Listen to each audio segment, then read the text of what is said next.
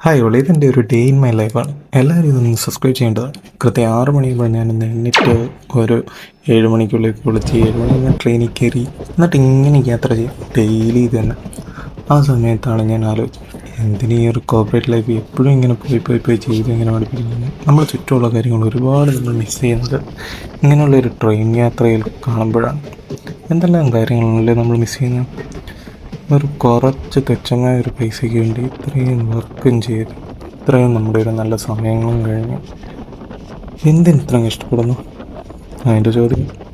ആകെയുള്ള EMIസും കുറേ എല്ലാം അടച്ചു തീർക്കാനും പിന്നെ എല്ലാവരുടെ മുമ്പിലും ഒന്നും നാണം കെടാതിരിക്കാനും അല്ലേ. എനിവേ, 9 മണിയാകുമ്പോഴത്തേക്ക് നടക്കുന്നു. ഒരു 10-17 ഓഫീസിൽ എത്തിയപ്പോൾ രാത്രി ഒരു 7 മണിയാകുമ്പോൾ തിരിച്ച് വീണ്ടും ട്രെയിൻ. ഇത്രയേ ഉള്ളൂ. ആദ്യത്തെ വീഡിയോ ആയതുകൊണ്ട് കുറച്ച് തെറ്റുകളുണ്ട്, എല്ലാവരും ഒന്ന് ക്ഷമിക്കണം. എന്തൊക്കെയാണ് ഞാൻ ഇമ്പ്രൂവ് ചെയ്യേണ്ടതെന്ന് വെച്ചാൽ ഒന്ന് കമൻറ്റ് ചെയ്യണം, സപ്പോർട്ട് ചെയ്യണം. Thank you. ഹായ് ഓളി, ഇതെൻ്റെ ഒരു ഡേ ഇൻ മൈ ലൈഫാണ്. എല്ലാവരും ഇതൊന്ന് സബ്സ്ക്രൈബ് ചെയ്യേണ്ടതാണ്. കൃത്യം 6 മണിയാകുമ്പോൾ ഞാനൊന്ന് എണ്ണിട്ട് ഒരു 7 മണിക്കുള്ളിൽ കുളിച്ച് 7 മണി ഞാൻ ട്രെയിനിൽ കയറി. എന്നിട്ട് ഇങ്ങനെ യാത്ര ചെയ്യും ഡെയിലി ഇത് തന്നെ. ആ സമയത്താണ് ഞാൻ ആലോചിച്ചത്, എന്തിനീ ഒരു കോർപ്പറേറ്റ് ലൈഫ് എപ്പോഴും ഇങ്ങനെ പോയി ചെയ്ത് ഇങ്ങനെ പഠിപ്പിക്കുന്നത്. നമ്മൾ ചുറ്റുമുള്ള കാര്യങ്ങൾ ഒരുപാട് നമ്മൾ മിസ് ചെയ്യുന്നത് ഇങ്ങനെയുള്ളൊരു ട്രെയിൻ യാത്രയിൽ കാണുമ്പോഴാണ്. എന്തെല്ലാം കാര്യങ്ങളാണല്ലേ നമ്മൾ മിസ് ചെയ്യുന്നത്.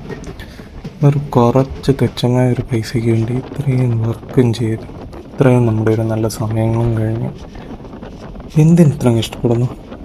അതിൻ്റെ ചോദ്യം.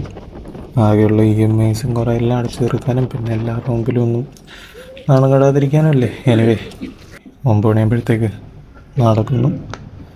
ഒരു 10-17 ഓഫീസിൽ എത്തിയപ്പോൾ രാത്രി ഒരു 7 മണിയാകുമ്പോൾ തിരിച്ച് വീണ്ടും ട്രെയിൻ.